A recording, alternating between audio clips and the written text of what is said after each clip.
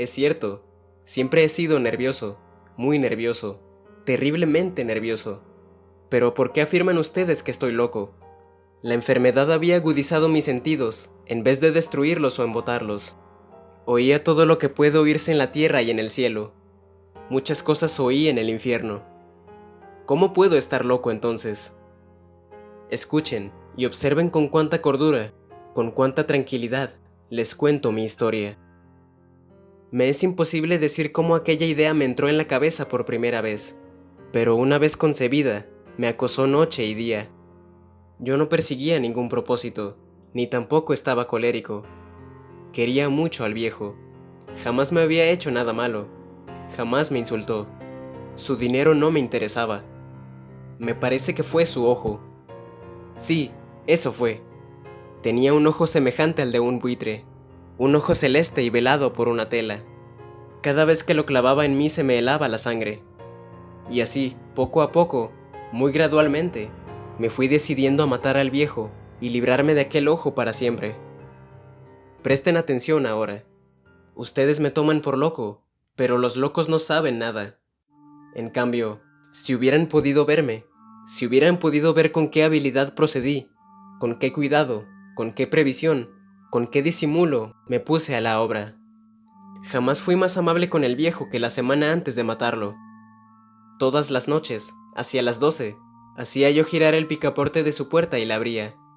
Oh, tan suavemente. Y entonces, cuando la abertura era lo bastante grande para pasar la cabeza, levantaba una linterna sorda, cerrada, completamente cerrada, de manera que no se viera ninguna luz, y tras ella pasaba la cabeza. Oh, ustedes se hubieran reído al ver cuán astutamente pasaba la cabeza. La movía lentamente, muy, muy lentamente, a fin de no perturbar el sueño del viejo. Me llevaba una hora entera introducir completamente la cabeza por la abertura de la puerta, hasta verlo tendido en su cama. ¿Eh? ¿Es que un loco hubiera sido tan prudente como yo? Y entonces, cuando tenía la cabeza completamente dentro del cuarto, abría la linterna cautelosamente. Oh, tan cautelosamente. Sí, cautelosamente iba abriendo la linterna, pues crujían las bisagras. La iba abriendo lo suficiente para que un solo rayo de luz cayera sobre el ojo de buitre, y esto lo hice durante 7 largas noches, cada noche a las 12. Pero siempre encontré el ojo cerrado, y por eso me era imposible cumplir mi obra, porque no era el viejo quien me irritaba, sino el mal de ojo. Y por la mañana, apenas iniciado el día, entraba sin miedo en su habitación y le hablaba resueltamente, llamándolo por su nombre con voz cordial y preguntándole cómo había pasado la noche. Ya ven ustedes que tendría que haber sido un viejo muy astuto para sospechar que todas las noches, justamente a las 12, iba yo a mirarlo mientras dormía. Al llegar la 8ª noche, procedí con mayor cautela que de costumbre al abrir la puerta. El minutero de un reloj se mueve con más rapidez de lo que se movía mi mano. Jamás, antes de aquella noche, había sentido el alcance de mis facultades, de mi sagacidad. Apenas lograba contener mi impresión de triunfo. Pensar que estaba ahí, abriendo poco a poco la puerta, y que él ni siquiera soñaba con mis secretas intenciones o pensamientos. Me reí entre dientes ante esa idea, y quizá me oyó, porque lo sentí moverse repentinamente en la cama, como si se sobresaltara. Ustedes pensarán que me eché hacia atrás, pero no. Su cuarto estaba tan negro como la pez, ya que el viejo cerraba completamente las persianas, por miedo a los ladrones. Yo sabía que le era imposible distinguir la abertura de la puerta, y seguí empujando suavemente, suavemente. Había ya pasado la cabeza, y me disponía a abrir la linterna, cuando mi pulgar resbaló en el cierre metálico, y el viejo se enderezó en el lecho, gritando: ¿Quién está ahí? Permanecí inmóvil sin decir palabra. Durante una hora entera no moví un solo músculo, y en todo ese tiempo no oí que volviera a tenderse en la cama.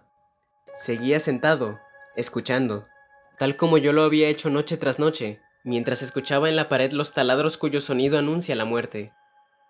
Oí de pronto un leve quejido, y supe que era el quejido que nace del terror. No expresaba dolor o pena. Oh, no. Era el ahogado sonido que brota del fondo del alma cuando el espanto la sobrecoge. Bien conocía yo ese sonido. Muchas noches, justamente a las 12, cuando el mundo entero dormía, surgió de mi pecho, ahondando con su espantoso eco los terrores que me enloquecían.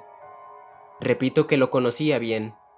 Comprendí lo que estaba sintiendo el viejo y le tuve lástima, aunque me reía en el fondo de mi corazón. Comprendí que había estado despierto desde el primer leve ruido, cuando se movió en la cama. Había tratado de decirse que aquel ruido no era nada, pero sin conseguirlo. Pensaba, no es más que el viento en la chimenea, o un grillo que chirrió una sola vez. Sí, había tratado de darse ánimo con esas suposiciones, pero todo era en vano. Todo era en vano, porque la muerte se había aproximado a él, deslizándose furtiva, y envolvía a su víctima. Y la fúnebre influencia de aquella sombra imperceptible era la que lo movía a sentir, aunque no podía verla ni oírla, a sentir la presencia de mi cabeza dentro de la habitación.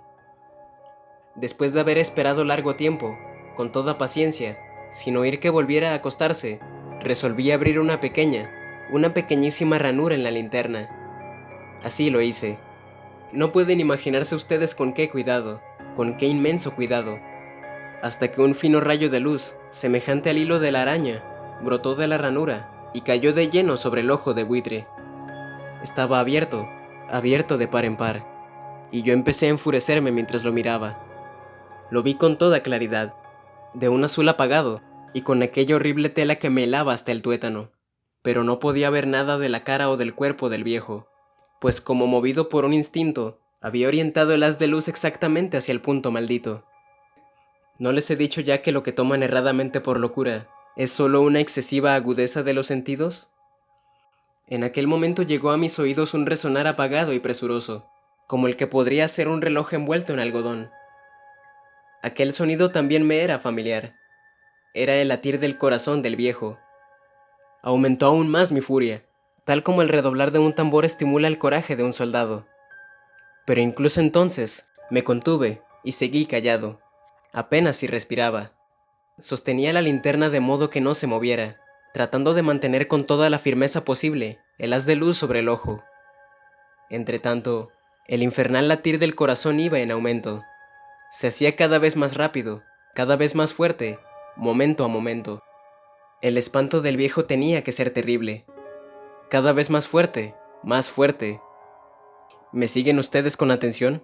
Les he dicho que soy nervioso. Sí, lo soy. Y ahora, a medianoche, en el terrible silencio de aquella antigua casa, un resonar tan extraño como aquel me llenó de un horror incontrolable. Sin embargo, me contuve todavía algunos minutos y permanecí inmóvil. Pero el latido crecía cada vez más fuerte, más fuerte. Me pareció que aquel corazón iba a estallar y una nueva ansiedad se apoderó de mí. Algún vecino podía escuchar aquel sonido. La hora del viejo había sonado. Lanzando un alarido, abrí del todo la linterna y me precipité en la habitación. El viejo clamó una vez, nada más que una vez. Me bastó un segundo para arrojarlo al suelo y echarle encima el pesado colchón. Sonreí alegremente al ver lo fácil que me había resultado todo, pero durante varios minutos el corazón siguió latiendo con un sonido ahogado. Claro que no me preocupaba, pues nadie podría escucharlo a través de las paredes. Cesó por fin de latir. El viejo había muerto. Levanté el colchón y examiné el cadáver. Sí, estaba muerto, completamente muerto. Apoyé la mano sobre el corazón y la mantuve así largo tiempo. No se sentía el menor latido. El viejo estaba bien muerto. Su ojo no volvería a molestarme. Si ustedes continúan tomándome por loco, dejarán de hacerlo cuando les describa las astutas precauciones que adopté para esconder el cadáver. La noche avanzaba, mientras yo cumplía mi trabajo con rapidez, pero en silencio. Ante todo descuarticé el cadáver. Le corté la cabeza, brazos y piernas. Levanté luego 3 planchas del piso de la habitación y escondí los restos en el hueco. Volví a colocar los tablones con tanta habilidad que ningún ojo humano, ni siquiera el suyo, hubiera podido advertir la menor diferencia. No había nada que lavar, ninguna mancha, ningún rastro de sangre. Yo era demasiado precavido para eso. Una cuba había recogido todo. Cuando hube terminado mi tarea, eran las 4 de la madrugada, pero seguía tan oscuro como a medianoche. En momentos en que se oían las campanadas de la hora, golpearon a la puerta de la calle. Acudí a abrir con toda tranquilidad, pues, ¿qué podía temer ahora? Hallé a 3 caballeros, que se presentaron muy civilmente como oficiales de policía. Durante la noche un vecino había escuchado un alarido, por lo cual se sospechaba la posibilidad de algún atentado. Al recibir este informe en el puesto de policía, habían comisionado a los 3 agentes para que registraran el lugar. Sonreí, pues ¿qué tenía que temer? Di la bienvenida a los oficiales y les expliqué que yo había lanzado aquel grito durante una pesadilla. Les hice saber que el viejo se había ausentado a la campaña. Llevé a los visitantes a recorrer la casa y los invité a que revisaran bien. Finalmente, acabé conduciéndolos a la habitación del muerto. Les mostré sus caudales intactos y cómo cada cosa se hallaba en su lugar. En el entusiasmo de mis confidencias, traje sillas a la habitación y pedí a los 3 caballeros que descansaran allí de su fatiga, mientras yo mismo, con la audacia de mi perfecto triunfo, colocaba mi silla en el exacto punto bajo el cual reposaba el cadáver de mi víctima. Los oficiales se sentían satisfechos. Mis modales los habían convencido. Por mi parte, me hallaba perfectamente cómodo. Sentáronse y hablaron de cosas comunes, mientras yo les contestaba con animación. Mas al cabo de un rato, empecé a notar que me ponía pálido y deseé que se marcharan. Me dolía la cabeza y creía percibir un zumbido en los oídos, pero los policías continuaban sentados y charlando. El zumbido se hizo más intenso, seguía resonando y era cada vez más intenso. Hablé en voz muy alta para librarme de esa sensación, pero continuaba lo mismo y se iba haciendo cada vez más clara, hasta que al fin me di cuenta de que aquel sonido no se producía dentro de mis oídos. Sin duda debí de ponerme muy pálido, pero seguí hablando con creciente soltura y levantando mucho la voz. Empero, el sonido aumentaba, ¿y qué podía hacer yo? Era un resonar apagado y presuroso, un sonido como el que podría ser un reloj envuelto en algodón. Yo jadeaba, tratando de recobrar el aliento, y sin embargo, los policías no habían oído nada. Hablé con mayor rapidez, con vehemencia, pero el sonido crecía continuamente. Me puse en pie y discutí sobre insignificancias en voz muy alta y con violentas gesticulaciones, pero el sonido crecía continuamente. ¿Por qué no se iban? Anduve de un lado a otro a grandes pasos, como si las observaciones de aquellos hombres me enfurecieran, pero el sonido crecía continuamente. ¡Oh Dios! ¿Qué podía hacer yo? Lancé espumarajos de rabia, maldije, juré. Balanceando la silla sobre la cual me había sentado, raspé con ella las tablas del piso, pero el sonido sobrepujaba a todos los otros y crecía sin cesar. ¡Más alto, más alto, más alto! Y entre tanto los hombres seguían charlando plácidamente y sonriendo. ¿Era posible que no oyeran? ¡Santo Dios! ¡No! ¡No! Claro que oían y que sospechaban, sabían y se estaban burlando de mi horror. Sí, así lo pensé y así lo pienso hoy. Pero cualquier cosa era preferible a aquella agonía. Cualquier cosa sería más tolerable que aquel escarnio. No podía soportar más tiempo sus sonrisas hipócritas. Sentí que tenía que gritar o morir. Y entonces, otra vez, escuchen, más fuerte, más fuerte, más fuerte. ¡Basta ya de fingir, malvados! Aullé. Confieso que lo maté. Levanten esos tablones. Ahí, ahí, donde está latiendo su horrible corazón.